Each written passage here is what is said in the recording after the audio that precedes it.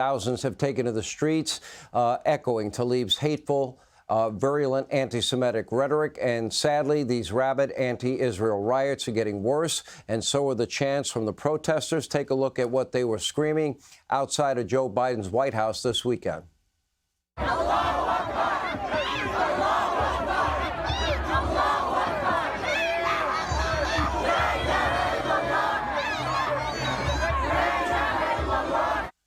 Allahu Akbar. Sound familiar? Yeah, those were words echoed by some of the pilots on 9/11/01 as they killed 2,977 Americans. Here now with reaction, the former Prime Minister of Israel, Naftali Bennett, is with us. Mr. Prime Minister, good to see you.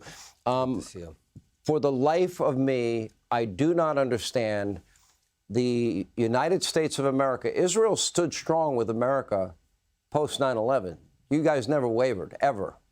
And here, this is the worst terror attack in Israeli history. And we have an American president and administration pressuring Israel to put a pause on defending your homeland, defending your country. Has that been happening? Well, I want to explain, Sean, the meaning of a pause in the war. Right now, we've embarked on an inevitable war to eliminate Hamas. There's no way that we can accept a terror state that did what it did on our border.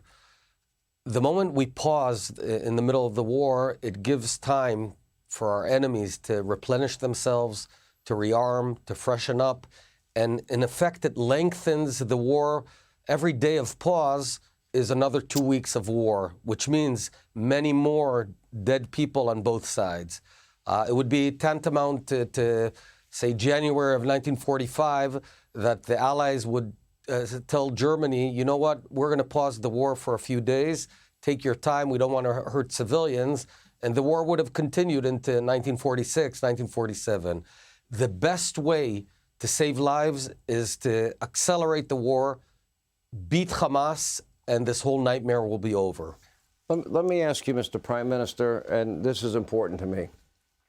Doesn't the net result have to be the elimination of not only Hamas, but Hezbollah in Lebanon?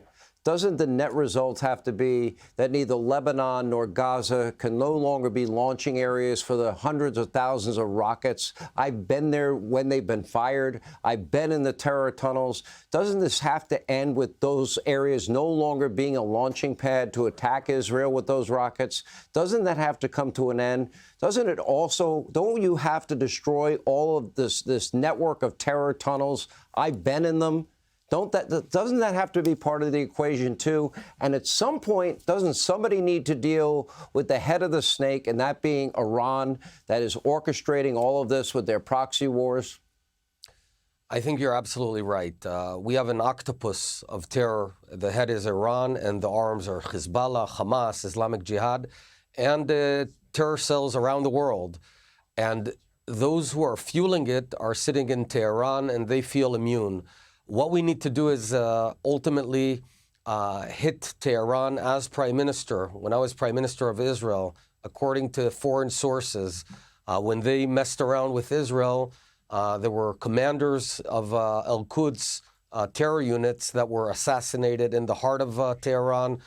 There was a drone base in Iran that was bombed, and that's what we need to do, because we know what fighting just the arms of the octopus doesn't really make sense. And you're right. Mr. Prime Minister, I only have about 30 seconds left. We have seen, you know, from the river to the sea, we've heard that.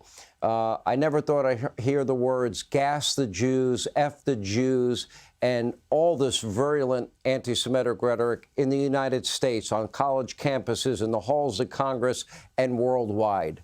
I've never been one to use Nazi analogies, but this sounds eerily like the 1930s to me, and all that I've learned in history. I had no idea that this level of hatred existed. What is your reaction to it in the 30 seconds we have?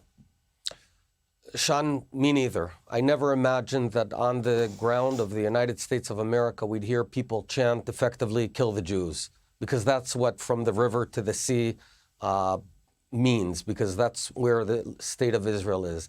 But there is a response. There's one way to do away with all this anti-Semitism, in America and our war with Hamas. And that's total victory on Hamas. Defeat them, hit them, kill the terrorists, and by doing that, this whole thing will change. All right, Mr. Prime Minister, our prayers are with Israel and the people of Israel tonight, and where prayer is for victory, not for a pause, Thank you very for much. full victory.